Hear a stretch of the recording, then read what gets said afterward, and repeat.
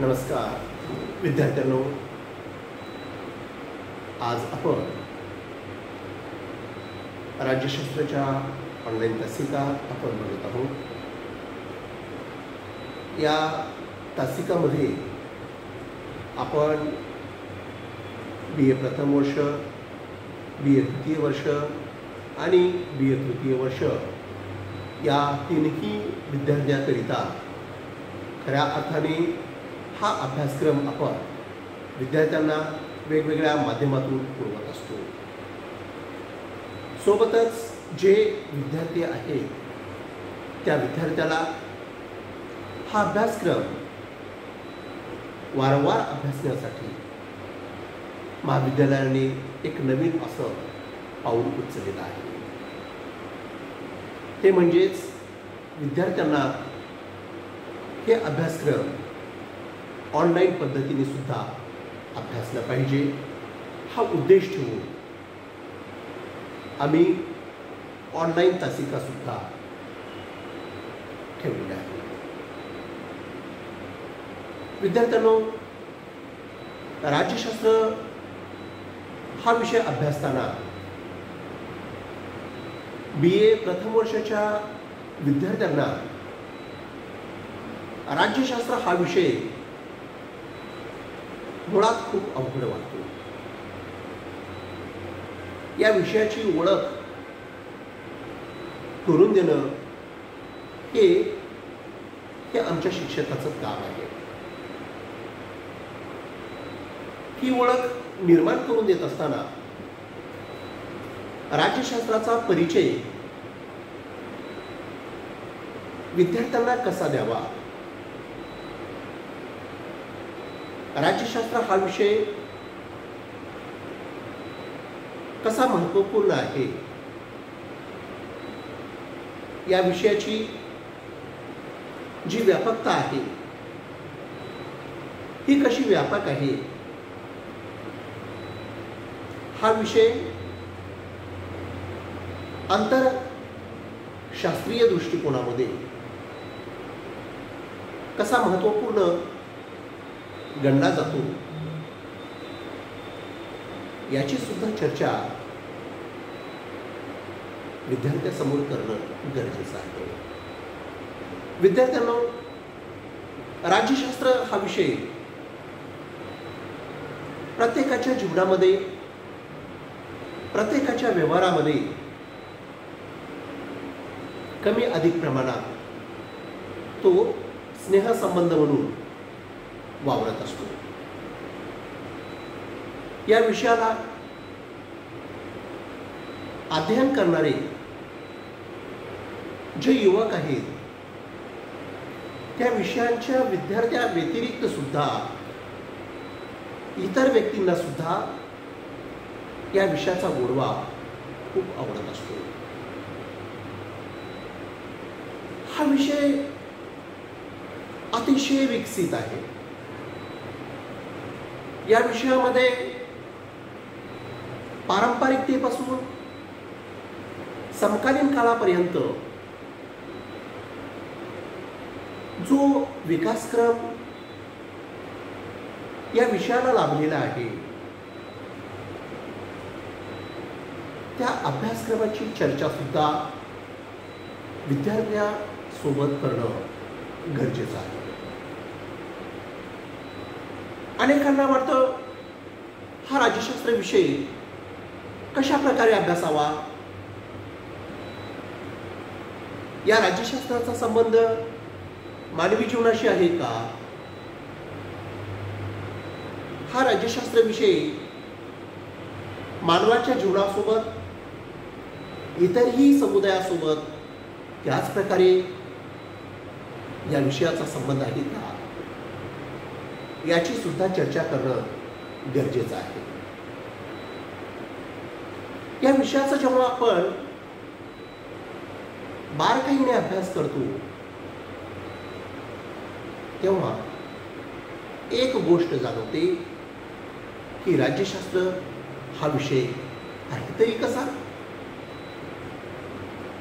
या विषयाची जी मुहूर्त मेढ आहे, या विषयाला एक सैद्धांतिक रूप जे प्राप्त झालेलं आहे हे इसवी सन पूर्व 4थ्या शतकातील जे राजकीय अभ्यासक आहेत, राजकीय तत्ववेत्ते आहेत, त्या तत्ववेत्यांनी, त्या विचारवंतांनी आणि त्या अभ्यासकांनी अतिशय गांभीर्याने हा विषय हाताळलेला आहे. इसवी सन पूर्व 4थं शतक आणि सध्याचं 21वं शतक या दोघांची तुलना केलं तर एक गोष्ट जाणवते. आजचा जो मानवी समुदाय आहे हा मानवी समुदाय वैज्ञानिक, तंत्रज्ञान आणि उद्योगशील या घटकामुळे मनुष्य खूप विकसित झालेला आहे असं आपण जाणवतो. परंतु मित्रांनो, जेव्हा हाच मनुष्य इसवी सन पूर्व 4थं शतक जेव्हा मनुष्य जीवन जगत होता, त्या मनुष्याच्या गरजा सुद्धा त्याच स्वरूपाच्या होत्या ज्या आजच्या आहेत. मनुष्याला त्या काळामध्ये सुद्धा अन्न, वस्त्र, निवारा या मूलभूत गरजा वाटत होत्या. आणि 21व्या शतकामध्ये जेव्हा मनुष्याच्या जीवनाचा विचार करतो त्यावेळी सुद्धा मनुष्याच्या अन्न, वस्त्र, निवारा याच गरजा वाटतात. या गरजा का निर्माण झाल्या? या मूलभूत गरजा असं का म्हणण्यात आलं? या गरजा जर पूर्ण झाल्या तर मनुष्य विकसित समजला जातो. मग ते विकसित मनुष्य कोण आहे? ते विकसित राज्य कोण आहे? ते विकसित राष्ट्र कोणता आहे? याची सुद्धा चर्चा करणं गरजेचं आहे. जेव्हा मनुष्याच्या विकासाची आपण चर्चा करतो तर त्यावेळी एक गोष्ट जाणवतं की हा जो राज्यशास्त्र पेपर आहे, हा राज्यशास्त्र पेपर कशा प्रकारे शिकायचा. मग विद्यार्थ्यांना प्रश्न पडतो, विकास कशाला म्हणावा? राज्यशास्त्राच्या विद्यार्थ्यांना प्रश्न पडतो की हा विषय का अभ्यासावा? या विषयामध्ये अशी कोणती गोष्ट समाविष्ट केलेली आहे की त्याचा आज विचार करावासा वाटतो? मित्रांनो, जेव्हा जेव्हा तुम्ही हा विषय अभ्यासाल तेव्हा तुम्हाला प्रकर्षाने एक गोष्ट जाणवते की या राज्यशास्त्रामध्ये मानवही, मानवांचं कल्याण, मानवांची विकासाची जी रीत आहे त्या विकासाच्या रीतीला, विकासाला आणि मानवाच्या उच्चांकाला अतिशय जास्त महत्त्व दिलेलं आहे. तो विकास कशा प्रकारे घडतो? तो विकास घडवून आणण्यामध्ये जे मानवी समुदाय आहे तो मानवी समुदाय कशा प्रकारे काम करतो यावरती त्या विशिष्ट अशा राज्याचं, विशिष्ट अशा देशाचं, विशिष्ट अशा जनसमुदायाचं कल्याणाचं हित साधलं जातं. जेव्हा जेव्हा आपण या समुदायाकडे बघतो तो समुदाय कोणता असेल की तो विकसित म्हणावा, तो समुदाय कोणता असेल की त्या समुदायामध्ये राज्याची मागणी केली जाते. राज्याची मागणी याचाच अर्थ ते राज्य कसं आहे, त्या राज्यामध्ये शासन जे चालतं ते कशा प्रकारे चालतं, त्या राज्यामध्ये जे प्रशासन चालतं ते कोण चालवतं, त्या राज्यामध्ये जी जनता आहे ही जनता सुख समृद्धीने जीवन जगते का याचा विचार केला जातो. या राज्यामध्ये जो वर्ग आहे त्या वर्गाला खऱ्या अर्थाने समतेची वागणूक दिली जाते का? त्या वर्गाला इतर समुदायाप्रमाणे जीवन जगता येईल का? अशा विविध प्रश्नांची चर्चा या राज्यशास्त्रामध्ये केली जाते. मग आणखी एक प्रश्न पडतो, मग ही जी चर्चा आहे ही चर्चा कधीपासून आहे? या चर्चेची सुरुवात कधीपासून झाली? याची सुद्धा चर्चा आपल्याला या राज्यशास्त्राच्या अभ्यासामध्ये करावीशी वाटते. मग तो विकास, मग ते मानवाचा कल्याणाचा, मानवाच्या अधोगतीचा, मानवाच्या उन्नतीचा आणि मानवाच्या एकूण विकासाच्या ऱ्हासाचा जेव्हा विचार करतो तेव्हा अशा या राज्यशास्त्राची गरज नसते. हे राज्यशास्त्र आहे तरी कसं? या राज्यशास्त्रामध्ये मानवांच्या ज्या गरजा आहेत, मानवी कल्याण जे आहे याला अतिशय जास्त महत्त्व दिलेलं आहे. मग ते कल्याण काय आहे? त्या कल्याणामध्ये कोणकोणत्या गोष्टी आहेत, कोणती बाजू आहे, कोणत्या बाजूला जास्त महत्त्व दिलेलं आहे याबाबत सुद्धा विचार केला जातो. अर्थात राज्यशास्त्र हे विषय एक महत्त्वपूर्ण असं सामाजिक शास्त्रातील विषय समजला जातो. ह्या सामाजिक शास्त्रामध्ये राज्यशास्त्रालाच का महत्त्व दिलं गेलेलं आहे? काय राज्य असं म्हणतं, राज्यशास्त्र असं म्हणतं की या राज्यामध्ये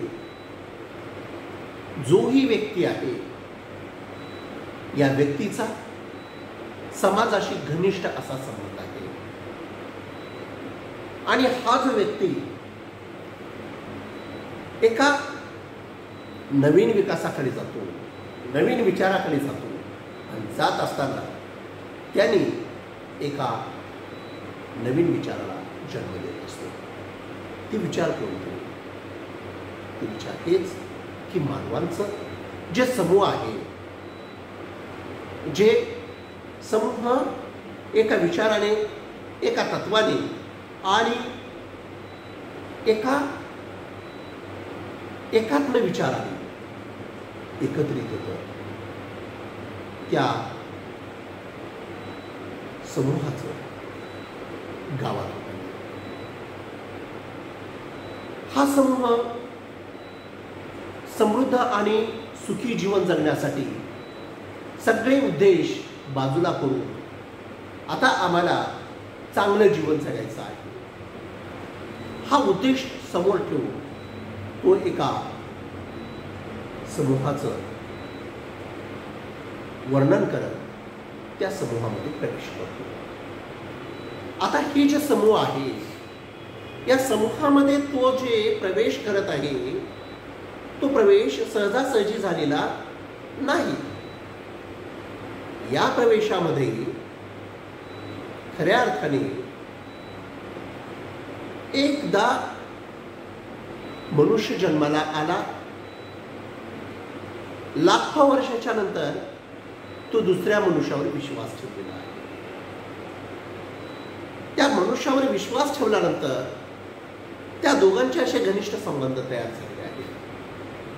त्या घनिष्ठ संबंधातून त्यांनी एका कुटुंबाची कल्पना मांडलेली आहे. हे कुटुंब एका विशिष्ट ठिकाणी जेव्हा वास्तव्य करायला लागलं त्या वास्तव्यातून त्याला भटक्या किंवा वेगवेगळ्या ठिकाणी वास्तव्य करून जीवन जगण्याची कला तो विकसित केलेला आहे. हजारो वर्षाच्या नंतर त्याने स्थिर असं जीवन स्वीकारलेलं आहे. या स्थिर जीवनातून त्या कुटुंबाची एक वस्ती तयार झालेली आहे. या वस्तीला जेव्हा समूहाचं रूप झालं प्राप्त झालं आणि ती वस्ती अनेक वर्ष त्या भूभागावर निवास करू लागली, त्या निवासाचं रूपांतर हे एका विशिष्ट अशा गावामध्ये झालेलं आहे. अशा एकाच गावांचं नाही तर अनेक गावांचं मिळून जेव्हा एक वर्ग तयार होतो, त्या वर्गालाच राज्य असं म्हणतो. आणि जे राज्य निर्माण झालेलं आहे, या राज्यातले शासन, प्रशासन आणि सुशासन चालविण्यासाठी या व्यक्तीमधूनच वेगवेगळ्या प्रतिनिधीद्वारे ते शासन चालवण्याचा प्रयत्न केला जातो. तर विद्यार्थ्यांनो, हे राज्य असं सहजासहजी निर्माण झालेलं नाही. हे राज्य मानवांच्या एकमेकाच्या विश्वासातून, एकमेकाच्या सान्निध्यातून, एकमेकाच्या सहकार्यातून, एकमेकाच्या समन्वयातून या राज्याची निर्मिती झालेली आहे. असं जेव्हा राज्य निर्माण होतं, विकसित होतं, त्या राज्याला, त्या समुदायाला एका विशिष्ट अशा नावाने ओळखलं जातं. उदाहरणार्थ भारत देश, जपान, चीन, America, Switzerland, Nepal, Bhutan, Sri Lanka, Pakistan, Afghanistan, Norway, Sweden, हे जे देश आहेत, अशी जवळपास आज 192 ते 93 देश, राज्य निर्माण झालेले आहेत. आणि हे जे देश निर्माण झालेले आहेत, या देशाला निर्माण करणारे जे घटक महत्त्वाचे आहेत, त्या घटकांची चर्चा सुद्धा आपण करणं गरजेचं आहे. मग मला विद्यार्थ्यांना एकच गोष्ट सांगावीशी वाटते. जे राज्य निर्माण झालेलं आहे, त्या राज्याला निर्माण करण्यामध्ये राज्यशास्त्राचा खूप सिंहाचा असा वाटा आहे. खूप सिंहाचा. ते राज्य कसं निर्माण झालं, त्या राज्यासाठी काय घटक आवश्यक होते, ते राज्य कशा प्रकारे विकसित झालं, त्या राज्याला कशा प्रकारे त्याची अवनती झाली, ऱ्हास झाला, वेगवेगळे घटक आहेत, वेगवेगळे प्रकार, वेगवेगळे पर्याय. या पर्यायांचा, घटकांचा सूक्ष्मपणे अभ्यास राज्यशास्त्रामध्ये करणं गरजेचं आहे. आणि म्हणून मला सांगावंसं वाटतं की राज्य ही राज्यशास्त्रातील एक मूलभूत अशी संस्था आहे. राज्यशास्त्र हे सामाजिक शास्त्रातील अत्यंत महत्त्वाचं असं एक शास्त्र आहे. या राज्यशास्त्राला स्वीकारल्याशिवाय समाजाचा विकास होऊ शकत नाही.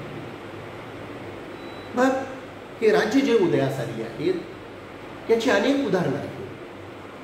आधुनिक काळातील, मध्ययुगीन काळातील, प्राचीन काळातील, आदिम काळातील प्रत्येक नगरराज्य, प्रत्येक राज्य, प्रत्येक समुदाय याचा बारकाईने अभ्यास करणारे राज्यशास्त्राचे अभ्यासक आहेत. हे राज्यशास्त्राचे अभ्यासक जेव्हा या राज्यशास्त्राचा अभ्यास करतात, त्या अभ्यासामध्ये त्यांनी जे विचार मांडले आहेत, त्याची सुद्धा अभ्यासाची शैली खूप